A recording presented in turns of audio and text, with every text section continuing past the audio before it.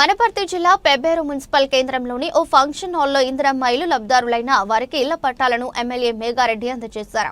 అధికారులు, ప్రజాప్రతినిధులు, పార్టీ నేతలు ఎవరైనా డబ్బులు అడిగితే తన దృష్టికి తీసుకురావాలని, వారిపై చట్టరీత్యా కఠిన చర్యలు తీసుకుంటామని ఎమ్మెల్యే మేఘారెడ్డి హెచ్చరించారు.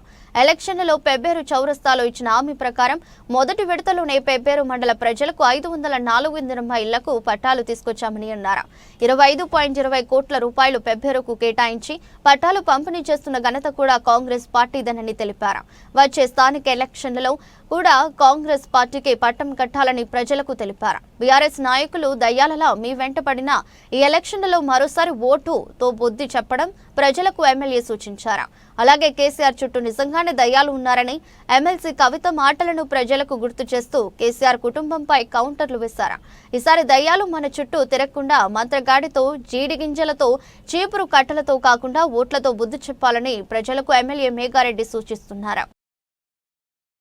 పిసిసి అధ్యక్షులు ఉన్న మన రేవంత్ రెడ్డి గారు అన్ని వేదికల మీద మాట్లాడాడు. ఆయనతో పాటు మనం కూడా ఇక్కడ పెబ్బేరు చౌరస్తాలో మాట్లాడినాం, అన్ని ఊర్లలో చౌరస్తాలో మాట్లాడినాం, వనపర్తి రాజు చెవుకులో మాట్లాడినాం. మన రేవంత్ రెడ్డి గారు వచ్చినప్పుడు పాలిటెక్నిక్ గ్రౌండ్లో మాట్లాడినాం. ఏం మాట్లాడినాం? అప్పుడున్న 10 సంవత్సరాలు బీఆర్ఎస్ పార్టీ ఉండే, అవునా? తెలంగాణ వచ్చిన సోనియమ్మ తర్వాత వాళ్ళ అధికారంలోకి వచ్చి కేసీఆర్ ముఖ్యమంత్రి ఏం చెప్పిండు మనకు? మీ ఇంటికి అల్లుడు వస్తే ఏడ పండుకుంటాడు, బిడ్డ వస్తే ఏడ పండుకుంటుంది, మేక నాడ కట్టేస్తారు, గొర్రె నాడ కట్టేస్తారు, బర్రె నాడ కట్టేస్తారు, ఇవన్నీ ఎట్లా కట్టేస్తారు, అక్షండి మీకు డబల్ బెడ్రూమ్ ఇస్తాను నేను చెప్పిండా లేదా? చెప్పిండు. చెప్పి 10 సంవత్సరాలు అధికారం ఉన్నాడు. ఒక్కొక్క సంవత్సరం ఒక్కొక్క ఊరికి ఒక్కొక్క వాడికి 10 ఇళ్ళు ఇస్తే ఎన్నైతాయి? 100 అవుతాయి. ఇచ్చిండా? ఇయ్యలే.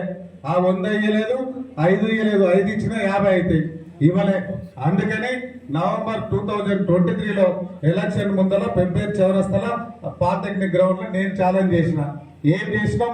వనపర్తి నియోజకవర్గం